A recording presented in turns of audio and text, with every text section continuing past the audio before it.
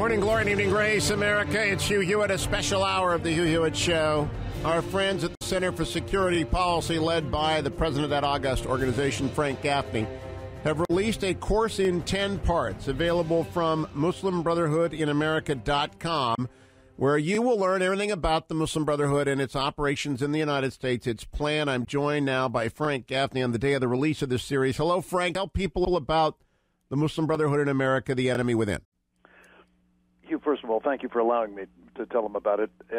I think the most important thing we've done at the Center for Security Policy in the 24 years we've been in business, because it connects the dots on a question that I think an awful lot of us have wrestled with over the years, whether it's as we stand in transportation security lines endlessly waiting to be strip searched or, poked or otherwise having our privacy violated, whether we're wondering why it would be that our government tells people that the Fort Hood massacre was not an act of jihadist terror, but rather an incident of workplace violence, why it is that the FBI director met with Muslim Brotherhood leaders in the United States to tell them that he had purged the files of the FBI of hundreds of documents and briefings, lest they give offense to these guys, and that now under new guidelines, these folks are going to be dictating what the FBI can train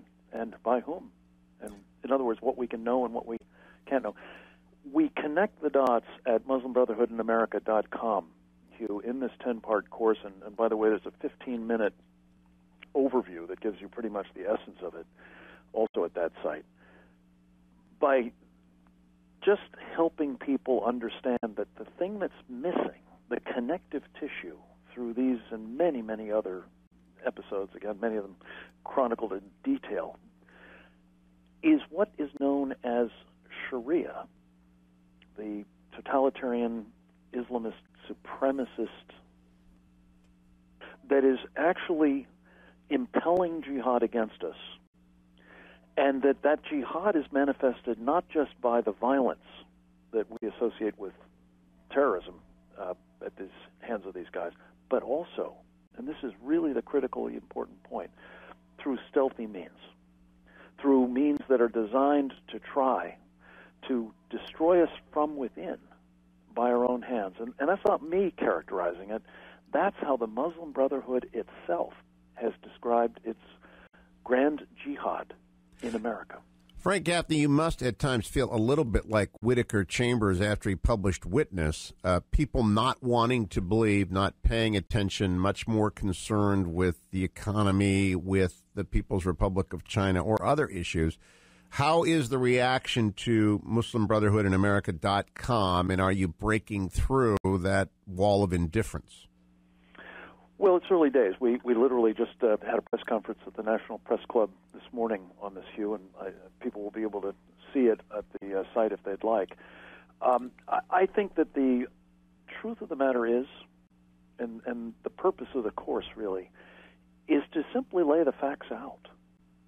And I have the feeling, maybe not so much the elite. We had a wonderful introduction to this presentation by one of the co-leaders of our Team B2 group that produced a marvelous book, I think, called Sharia, the Threat to America in 2010. We've talked about it many times. Ed Soyster, former Lieutenant General, former Director of the Defense Intelligence Agency, pointed out something that that famous longshoreman, whose name is Eric Hoffer. Exactly. Mentioned in his writings about the learned versus the learners. And he said, the history, basically, I'm paraphrasing now, but history basically is going to be won by the learners, not by the learned. And so I'm not so much interested in trying to talk to, or for that matter even persuade, the elite, especially in Washington, much of which is part of the problem.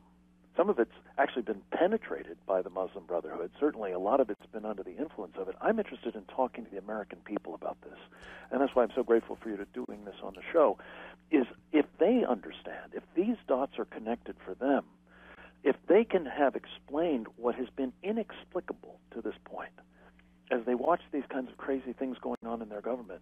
And the world, by the way, getting a lot more dangerous by the day at the hands of the Muslim Brotherhood, not least.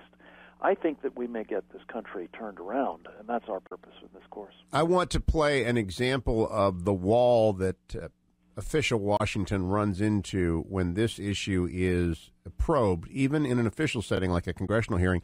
Here's the Attorney General of the United States, Eric Holder, testifying or not testifying on radical Islam and terror attempts in the United States. Cut number one. In the case of all three attempts in the last year, the terrorist attempts, one of which was successful, those individuals have had ties to radical Islam. Do you feel that these individuals might have been incited to take the actions that they did because of radical Islam? Because of? Radical Islam. There are a variety of reasons why I think people have taken these actions. It's hard. One, I think you have to look at each individual case. I mean, we're in the process now of talking to Mr. Shahzad to try to understand what it is that drove him to take the action he took. But radical Islam could have been one of the reasons? There are a variety of reasons why people... But was radical Islam one of them? There are a variety of reasons why people do these things. Some of them are potentially religious-based. Okay, but all I'm asking is if you think among those variety of reasons, radical Islam might have been one of the reasons that the individuals took the steps that they did.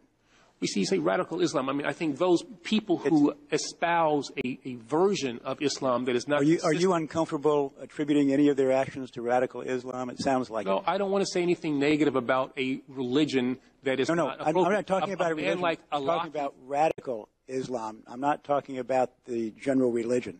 Right, and I'm saying that a person like Anwar Awlaki, for instance, who has a version of Islam that is not consistent with the teachings of it, and who espouses a radical version. Could radical Islam have motivated these individuals to take the steps that they did?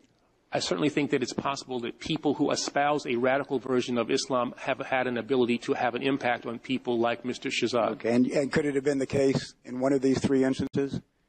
Could that have been the case? Yeah, could one of these three individuals have been incited by radical Islam? Apparently you feel that they could have been.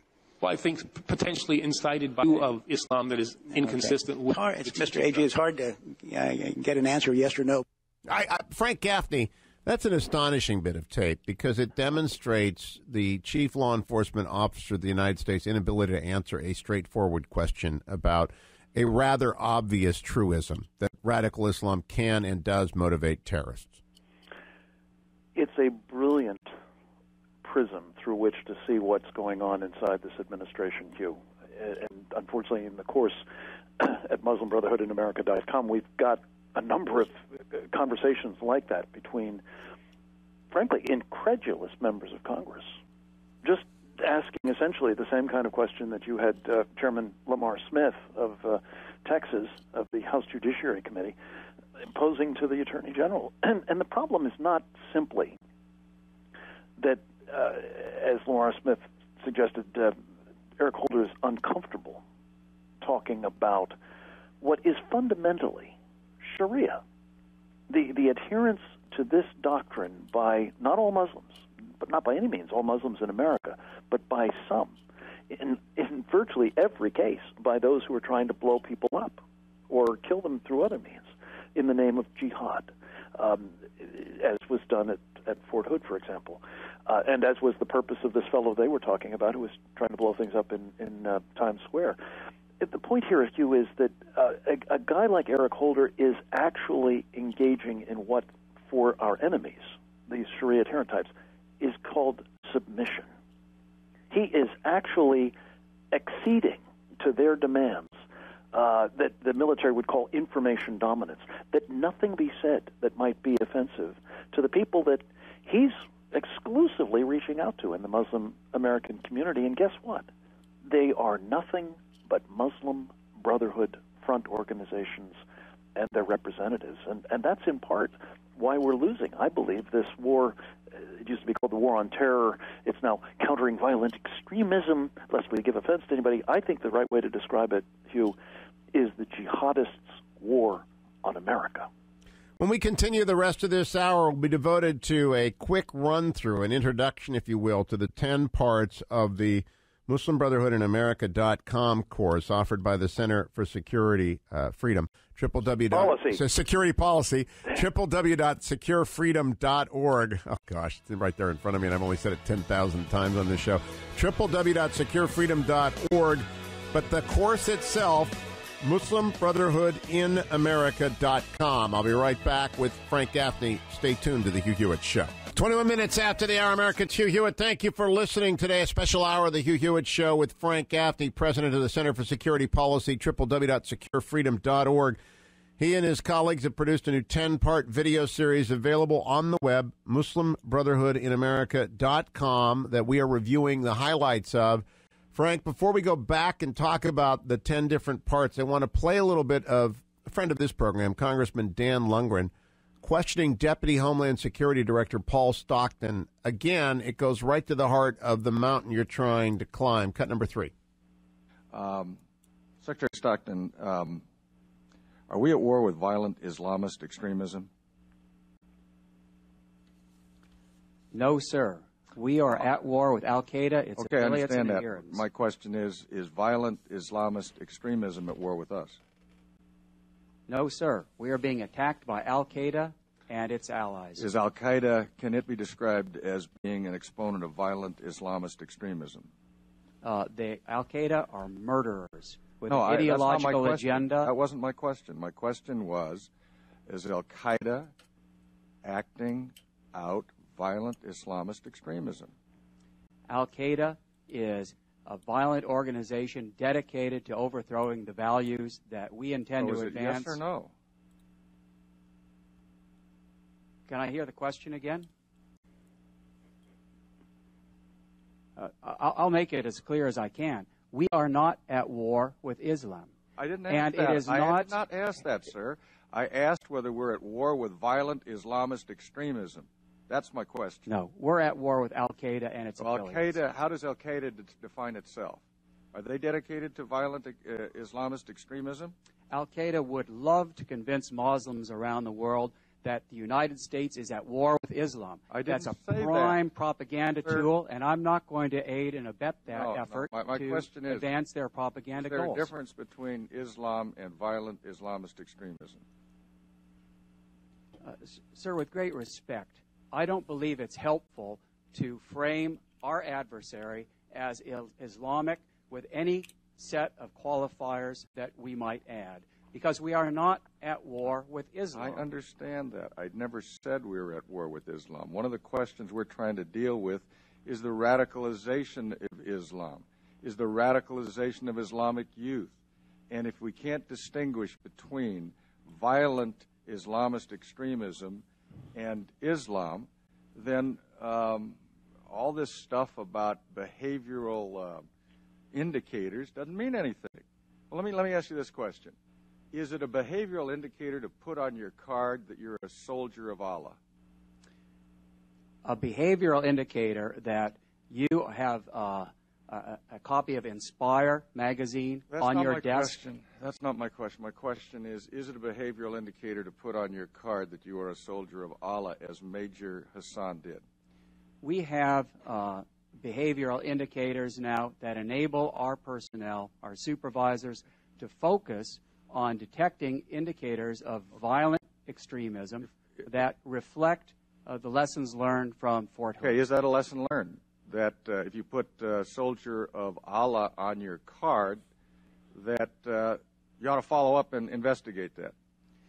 We're training our supervisors to follow up on appropriate indicators and exercise the leadership they need in order to provide for effective reporting and intervention. You agree with the statement of someone representing the Department of Defense on the weekend after the shooting that it would be a greater tragedy to lose our program of diversity than what had occurred? Well, let me go back to something Chairman King said. I was trained up by Senator Moynihan. There was nobody less politically correct than Senator Moynihan. I follow the truth wherever it takes me, and I strongly support the programs of the Department of Defense that focus on Al-Qaeda and behavioral indicators. This is not about political correctness. This is about defeating our adversary. Sir, I would disagree with you that it may not be about political correctness. We are here talking about the fact that we now have to have behavioral indicators. I agree with that. But my question is, if someone gives inflammatory remarks, as did Major Hassan, in an open setting, if he has on his card that he was a soldier of Allah, it seems to me to be beyond common sense to think those are not behavioral indicators. So my question is, if I'm a member of the military today and I see those two events or those two circumstances, would it be appropriate for me to report those as behavioral indicators? Now, that's not a question of whether or not you're being politically correct, sir. I'm asking to answer that specific question. If I'm a soldier and ask you that question, what do you tell me? Inflammatory rhetoric of the sort associated with Major Hassan that needs to be reported, and our officers are trained up now to report on that behavior. I thank you, and I appreciate that. Frank Gaffney, that is painful to listen to. That is the number 2 guy in the Department of Homeland Security, and Paul Stockton, and he cannot answer that question. It is chilling, actually. Well, actually, a small detail. He is an assistant secretary in the Defense Department, responsible for the Homeland Security portfolio over there. But if the question would put to the Deputy Secretary of the Homeland Security Department, you get basically the same runaround. What I want to do is give credit to Congressman Dan Lundgren for having, the tenacity to sit there and put up with that nonsense and try, despite it, to extract from this guy just, as was said, just common sense responses. And the reason, Hugh, that we did this course, if I may, once again, at MuslimBrotherhoodInAmerica.com, this free video course, about 10 hours long with a 15-minute introduction, the reason we did it was basically to equip other members of Congress and others at state and local government levels who are responsible for the public safety, for the homeland security, for law enforcement, for national security, to be able to understand how completely, recklessly, irresponsibly, uninformed, and willfully blind and derelict in terms of the duty, the kinds of answers that he was getting back from Paul Stockton, and not to pick just on him because, as we heard in that earlier clip, you'd got the same out of the Attorney General of the United States. You'd get the same out of Janet Napolitano. You'd get the same out of the Director of National Intelligence. That guy actually testified before Congress last year, Jim Clapper, the Director of National Intelligence, top intelligence officer in the United States government, that the Muslim Brotherhood was a largely secular organization that had eschewed violence, that had repudiated al-Qaeda, that was given to humanitarian good works, and that had no overarching agenda, at least internationally. Those are quotes. And the point of that is, that's wrong, 100% wrong. Yep. He had to sort of back away from it a little bit later, but the point is, it's evidence of the rot that we think needs to be corrected, and we're hoping this course, Muslim Brotherhood in America, will help do that. We'll come back and talk some more with Frank Gaffney, president of the Center for Security Policy, www.securefreedom.org. The course he refers to is at MuslimBrotherhoodInAmerica.com. Stay tuned. It is The Hugh Hewitt Show. 34 minutes after the hour, America, Hugh Hewitt, a special hour of The Hugh Hewitt Show with Frank Gaffney, president of the Center for Security Policy, www.securefreedom.org. Frank, I want to go back. You just mentioned the James Clapper, the Director of National Intelligence. I want to play just a minute of his testimony that you referenced. Here is the DNI, James Clapper. Let me just speak briefly to the Muslim Brotherhood as an international movement, and then I'll ask Director Mueller to speak specifically to it here domestically. And the reason I do that, of course, is because this is the Muslim Brotherhood is prominent in what's going on now in Egypt and elsewhere in the Mideast. The term Muslim Brotherhood is an umbrella term for a variety of movements. In the case of Egypt, a very heterogeneous group, largely secular. which has eschewed violence and has decried al-Qaeda as a perversion of Islam. Right. They have pursued social ends, betterment of the political order in Egypt, and et cetera. You know, Frank Gaffney, anyone who has read The Looming Tower at this point, written by a man of the left, Lawrence Wright, is laughing. That's an ignorant statement. Well, the people who are laughing hardest, Hugh, are the Muslim Brothers, because what they calculate, that statement represents, is the absolute essence of their information dominance, what they call their civilization jihad. And that's what really this course is, as I say, intended to sort of dissect, is if they can keep us stupid about what they're doing, witless about this subversive, not so much nonviolent, but pre-violent sort of jihad, well, they can have a vastly better chance of successfully penetrating, subverting, and ultimately, as their own strategic plan says, destroying us Frank Gaffney, from within. Part 2, we've covered Part 1 of the video series available at Muslim Brotherhood in America.com. Part 2 talks about a 1991 document, a Brotherhood document, titled Phases of the World Underground Movement Plan. What's the province of this plan, and how authoritative is it? Well, the actual title of the strategic plan itself is the Explanatory Memorandum on the Strategic Goals of the Group. The phase plan is kind of related to it because it shows how that strategic plan is carried out in phases. What the essence of this is a blueprint for waging what they call, as I've said, civilization jihad, whose purpose is, quote, eliminating and destroying Western civilization from within by their hands, sabotaging its miserable house by their hands, meaning ours, and the hands of the believers, so that God's religion is made victorious over all other religions. This is not consistent with the idea that this is a secular group, let alone a nonviolent one that's eschewed violence.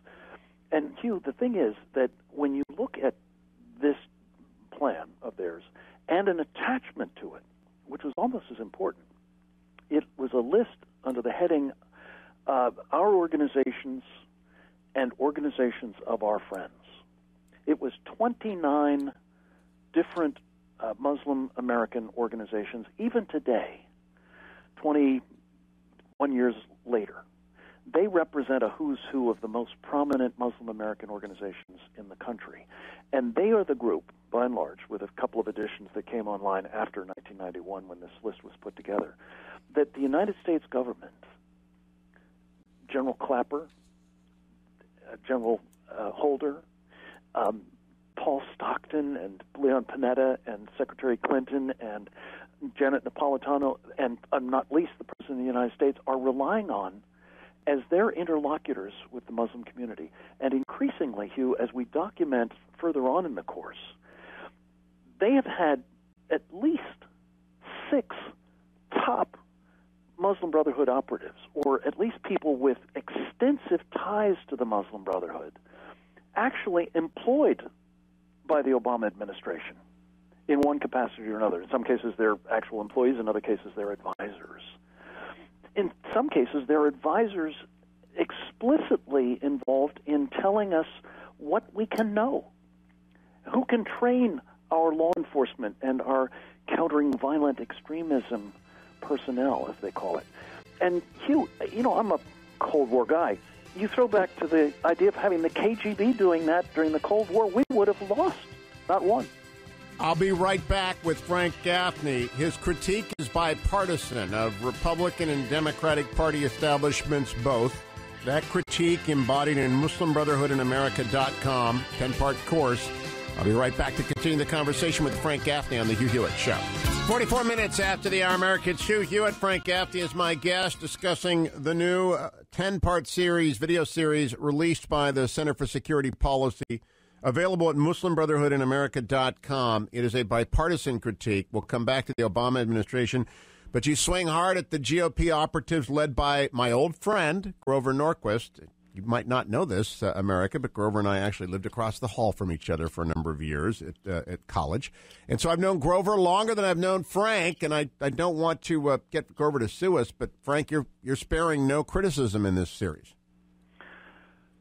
I'm really just laying out the facts, Hugh. I'm not trying to either spare anybody or unduly charge people.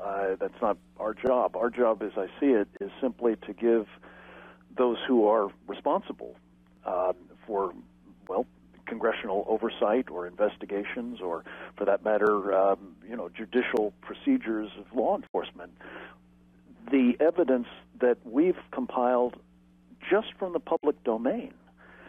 And as you know, Hugh, because we've talked about it, in fact, we had a memorable exchange with Grover Norquist himself on this show. Is that part of the series, by the way? Beg your pardon? Is that part of the series, your debate with Grover on this show?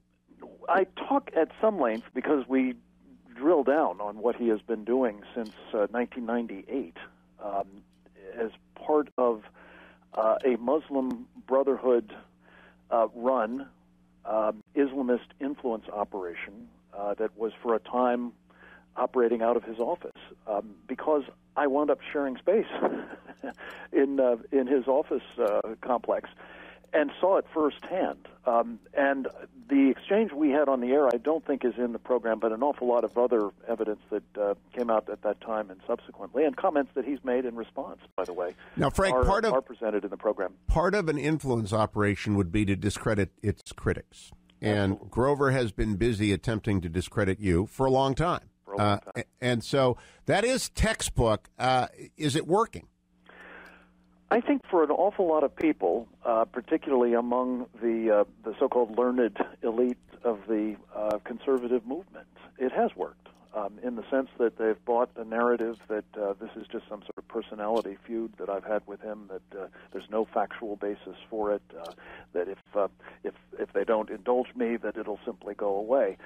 The trouble is, Hugh, that the facts are the facts, and we lay them out in, exhaustive detail here, and I leave it to people to arrive at their own conclusions. But when you look at the doctrine of the Muslim Brotherhood, as we've been discussing it, the stealth jihad that the Muslim Brotherhood itself has been perpetrating, you look at the penetration of the government and civil society that are explicitly part of its doctrine, as shown in this strategic plan and phased plan, you look at the Muslim Brotherhood operative, Abdurrahman al-Amoudi, now serving time, by the way, on terrorism charges in Supermax prison, who set up a Muslim Brotherhood influence operation aimed at the conservative movement and Republican Party called the Islamic Free Market Institute, as I say, housed in Grover Norquist's office, with Grover Norquist as the founding chairman of that group.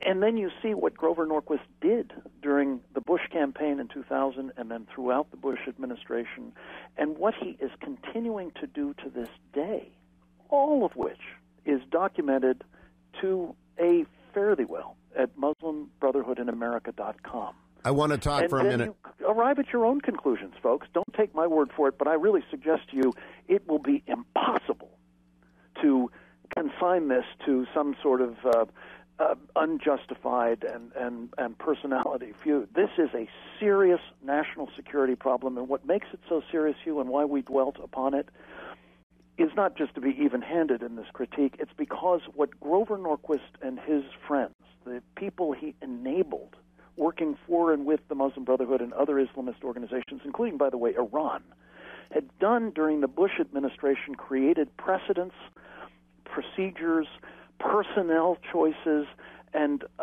other practices that have metastasized enormously, as we were talking about now, in the Obama administration. Frank, quick question, and then a more complicated one. General Jerry Boykin is a great advisor of yours. I have enormous respect, as any American who knows anything about him does. Does he agree with your critique of Grover and his allies? I'm sorry to say he fell ill today. Otherwise, he was going to be with me at the press conference rolling this out. He is featured much more happily than I, but we're both in a film a documentary film that Glenn Beck is going to release tomorrow night at 7 p.m. called Rumors of War 3. And I wouldn't presume to speak for him. He was the co-leader of our Team B study, the Sharia, the Threat to America, which, by the way, you can get for free, folks, at shariathethreat.com. But I think he would agree with me completely. I've heard him say repeatedly in public settings, the conservative movement has been penetrated. Then the question would be, by Grover Norquist and his team. Then the question would be, given the rollout of our massive anti-Islamist effort in 2001, 2, 3, and 4, how did influencers escape prosecution, detection, or at least deterrence? How did that happen? I mean, that's... Go ahead. We didn't have a massive counter-Islamist operation. We had what was called a counterterrorism operation, which by definition meant we were looking for terrorists, which meant by definition we were looking for violent, jihadists, but we weren't allowed to call them that, even under the Bush administration.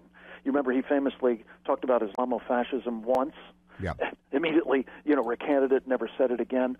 The truth of the matter is, during that period, in fact, interestingly enough, in my conference room that I shared with Grover Norquist on 9/11, he convened a meeting with a host of Muslim Brotherhood operatives who were supposed to be in the White House. This is an incredible story. I saw it firsthand. It's in our course. He, at that meeting, I believe, helped the Muslim Brotherhood fashion a stratagem for avoiding what was otherwise going to be, perhaps, what should have been a counter-Islamist campaign by the Bush administration, and turn it into something very different that focused, as you heard with Paul Stockton, just more explicitly, just on Al-Qaeda. Let's just focus on those Al-Qaeda guys, those violent terrorists, and never, ever look at the people we're bringing into the White House with the help of Grover Norquist, the people that we're putting into positions of influence, even under the Bush administration, with help from Grover Norquist, who are waging the civilization jihad. I'll be right back. From within by our own hands. With Frank Gaffney. The new course is MuslimBrotherhoodInAmerica.com. Stay tuned. 55 minutes after the hour, American Hugh Hewitt. I've spent this hour with Frank Gaffney, president of the Center for Security Policy, www.securefreedom.org, talking about the new video course laid out by the center today, MuslimBrotherhoodInAmerica.com. I want to quickly say, Frank, the last 3 hours, Team Obama and the Islamists is Part 8. Part 9 is Team Obama and the Islamist Agenda. Part 10, What's to be Done. Clearly, it's a comprehensive overview. Once again, let's remind people how long it takes to view the course, who it's available for, and why you undertook it. Muslim Brotherhood in America. It's a short segment. Wrap it up, Frank Gaffney. The course is designed for regular people who want to understand what's happening to our country. When a State Department official, as we're being told today, announces that the war on terrorism is over, and people are now accepting that there's a legitimate Islamism that they can get behind around the world, this is a sign of our undoing. And our 10-part course walks you through the fundamentals of Sharia and the Muslim Brotherhood, how it's waging a civilization jihad, a pre-violent form of jihad against us, and the extent to which it has successfully penetrated our civil society institutions and government under both Republican and Democratic presidencies, and the effect it is having most especially now under this president in policies that are making it incalculably more likely that serious, devastating violence will be visited upon us in due course. We believe that if the American people are equipped with the kind of information that this course makes available, and most especially Part 10, which tells them what they can do to act upon it, we may be able to save our country. Ronald Reagan had a marvelous statement 51 years ago, Hugh, in which he talked about freedom having to be fought for every generation. It's not passed on to our children in the bloodstream. We have to fight for it. We have to protect it. We have to ensure that they do the same. Otherwise, he said, and this is my closing word to all of you, otherwise, President Reagan, at the time a private citizen in 1961, said, we will spend our sunset years telling our children and our children's children what it was like to live in the United States, where men were free. Frank We Gaffney. don't want that to happen, Hugh, not on our watch. And this course at MuslimBrotherhoodinAmerica.com is designed to help Americans prevent that from happening. Frank Gaffney, thank you very much. The course is available today. It is free. It is available on the web, MuslimBrotherhoodinAmerica.com, MuslimBrotherhoodinAmerica.com. I'm certain that if you are interested in supporting Frank and his work at the Center for Security Policy, you can contact him at securefreedom.org. That is securefreedom.org. Thank you very much, Frank. I'll be right back. Stay tuned. It is The Hugh Hewitt Show.